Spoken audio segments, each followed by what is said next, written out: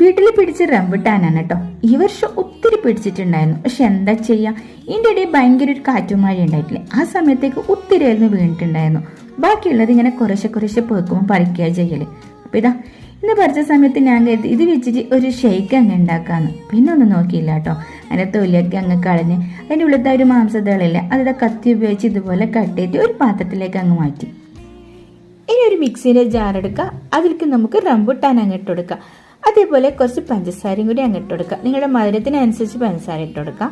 ഒരു പാക്കറ്റ് ബൂസ്റ്റും കൂടി അങ്ങോട്ട് കൊടുക്കുക. ഇതിന് പകരം നമുക്ക് ഏലക്ക വേണമെങ്കിൽ അതിലേക്ക് ഇട്ട് കൊടുക്കുക കേട്ടോ. അതേപോലെ തന്നെ ഇതിലേക്ക് നല്ല തണുത്ത പാലും കൂടി അങ്ങ് ഒഴിച്ചു കൊടുക്കുക. കുറച്ച് ഐസ് ക്യൂബ്സും കൂടി അങ്ങോട്ട് കൊടുക്കുക.